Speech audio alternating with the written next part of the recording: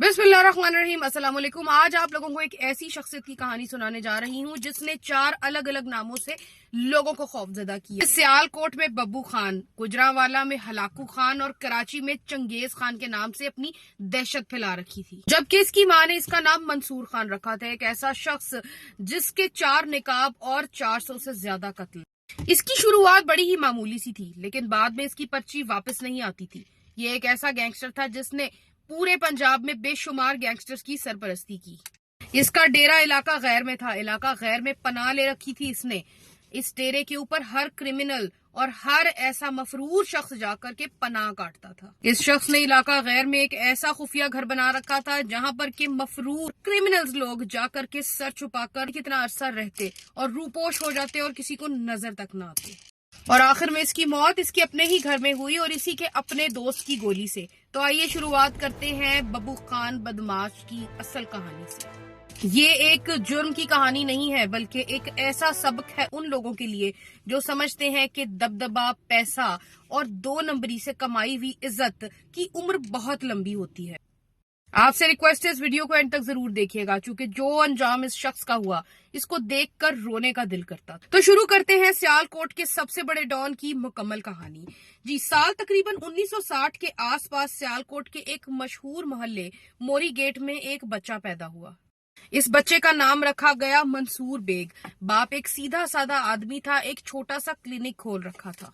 इस क्लिनिक से आने वाली छोटी मोटी कमाई से इसके वालिद अपने घर का गुजर बसर किया करते थे। ये कमाई छोटी जरूर थी मगर हलाल की थी। मंसूर की अपने चचा के घर वालों से गहरी दोस्ती थी, बड़ी यारी थी, खास करके अपने चचा के दोनों बेटों से, जिनका नाम था कैसर बेग और आमिर बेग। ये नाम बाद में भी कहानी में आपको बार बार सुनने को मिलेंगे।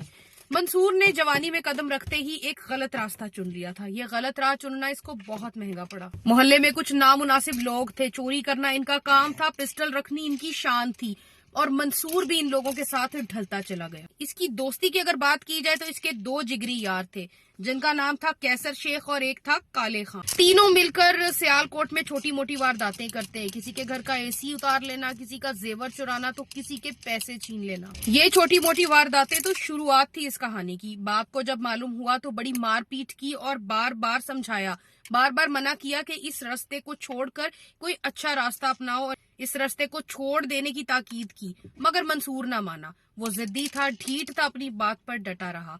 आखिर में मंसूर के वालिद ने ये सोचा कि इसको कराची भिजवा दिया जाए।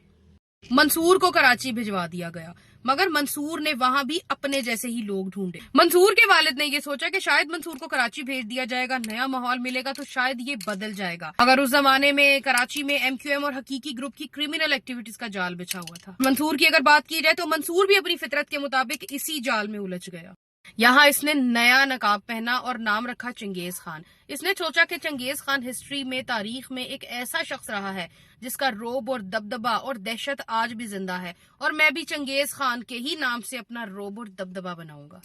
और अब कराची आने के बाद इसने अपना अंदाज और भी निखार लिया, अपने चोरी करने के तरीके और भी निखार लिए थे।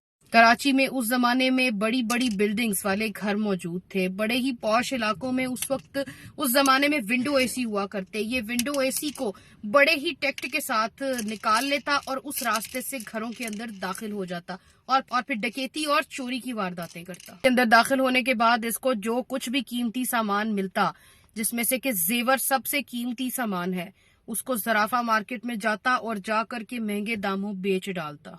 मार्केट में भी अब इसके लिंक्स बन चुके थे। ये चोरी करता, चकारी करता, माल इकट्ठा करता, जेवर चोरी करता और फिर उस जेवर को बेच करके पैसा इकट्ठा करता। इन वारदातों का सिलसिला चल ही रहा था कि अचानक से इसके जिगरी यारों की सियालकोट से कॉल आ जाती है, जिसमें कि कैसर शेख और काले खान का नाम मशहूर है।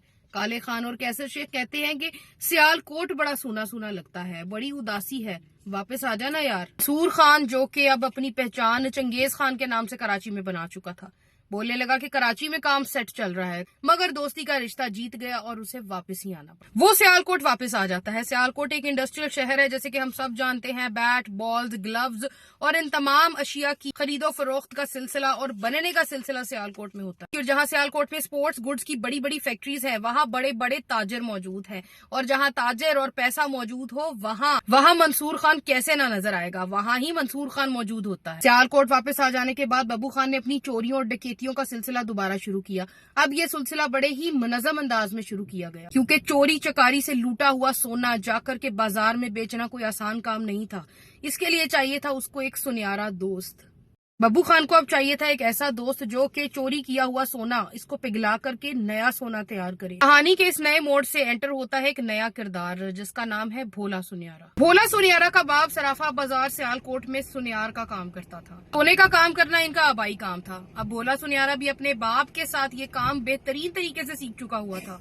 बब्बू खान का लूटा हुआ सोना भोला सुनियारा पिघलाता और इसके नए जेवरात बनाता और फिर इसको मार्केट में बेचता और मुनाफा दोनों में आधा आधा किया जाता। इन दोनों का रिश्ता एक क्रिमिनल और एक गोल्ड स्मिथ का था। इन दोनों की जरूरतों का किस्सा साथ साथ चल रहा था।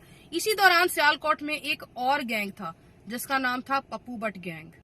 पप्पू बट मंशियात फरोशी का एक बड़ा जाल था। बब्बू खान के गैंग को पप्पू बट के गैंग से बड़े मसाइल होने लगे। इनको आपस में हसद भी रहती थी कि आखिर ये गैंग इतना नामवर क्यों है और हमारे गैंग को कभी छोटा क्यों समझा जाता है।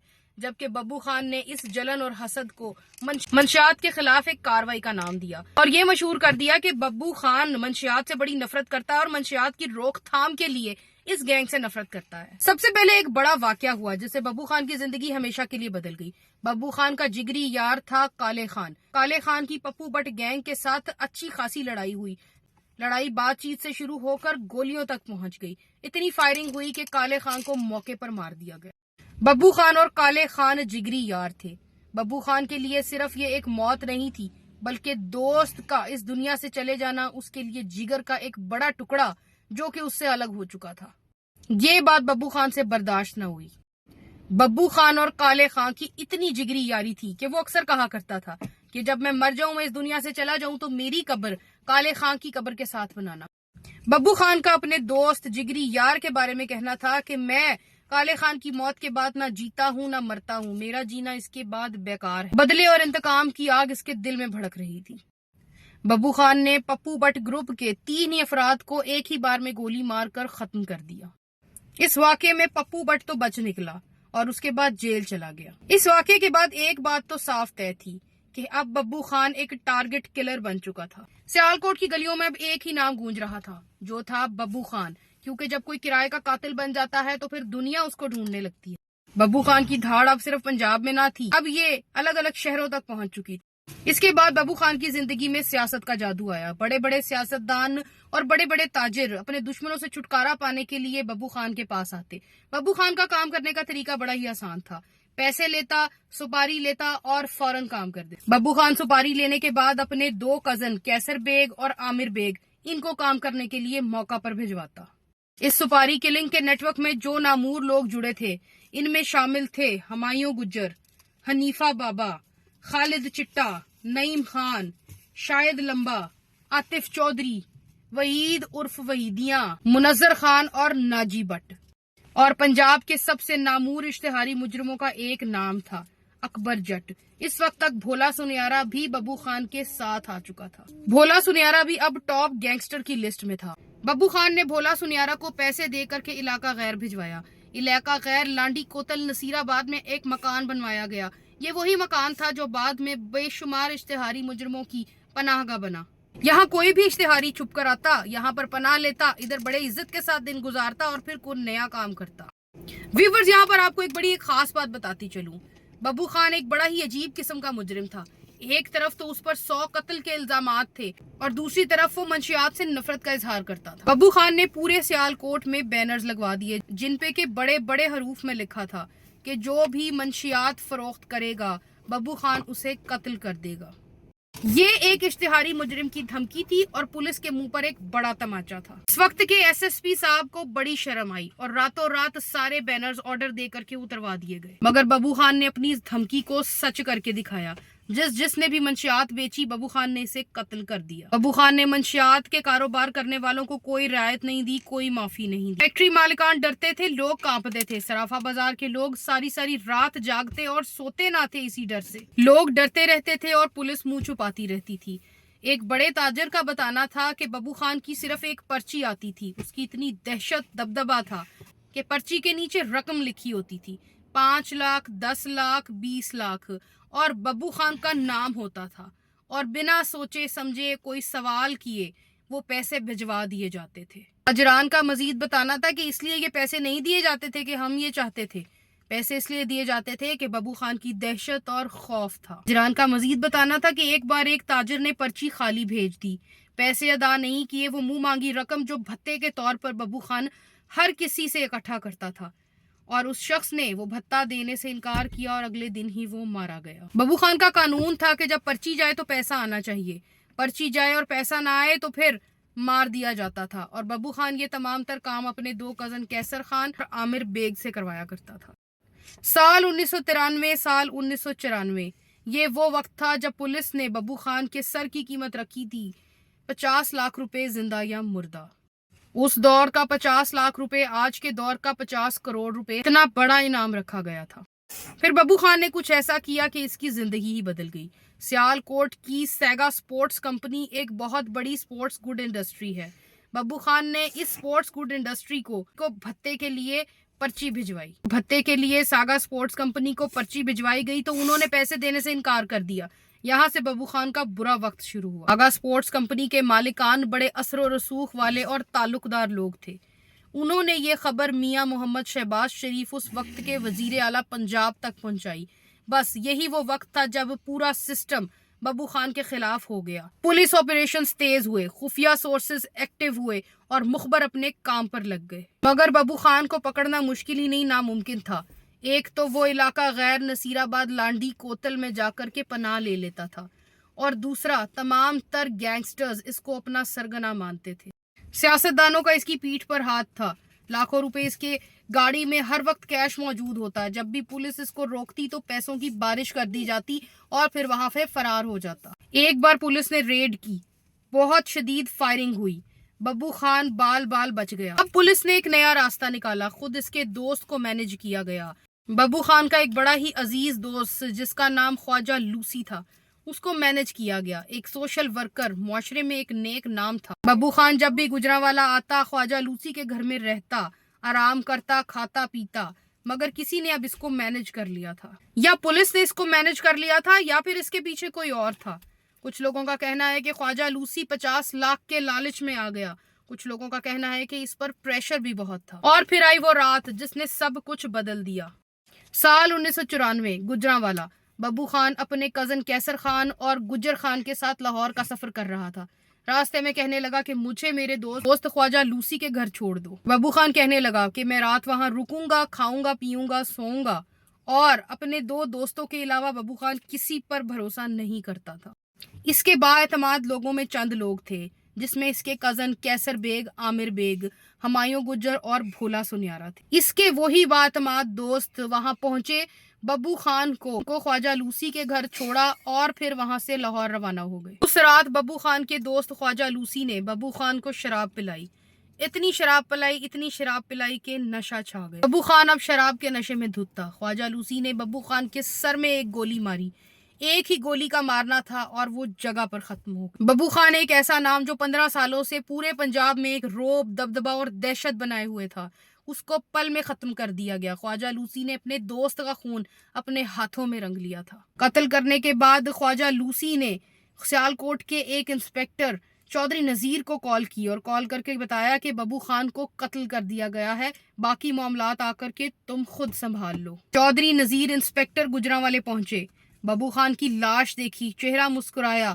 ببو خان کی لاش کو فوری طور پر گاڑی میں لادا گیا، سیال کوٹ کی طرف روانہ ہوئے اور اس کے بعد پہنچتے ہیں اکبر آباد کے علاقے میں۔ وہاں جا کر کے گاڑی روکی گئی اور پھر ببو خان کی لاش کو نکالا گیا، ایک گدھا منگوایا گیا، گدھے کے اوپر ببو خان کی لاش کو لادا گیا، اس کے منہ پر کالک ملی گئی اور پھر سیال کوٹ کے اس پورے علاقے میں اس کو پھرایا، اور پھر پولیس انسپیکٹر چودھری نذیر کی جانب سے اناؤنسمنٹ کروائی گئی کہ ببو خان کو پولیس مقابلے میں مار دیا گیا ہے۔ ببو خان کے قتل کا ذمہ پولیس نے اپنے سر لے لیا تھا، اور اب آئے گا وہ منظر جو آج تک کبھی کسی نے نہ دیکھا۔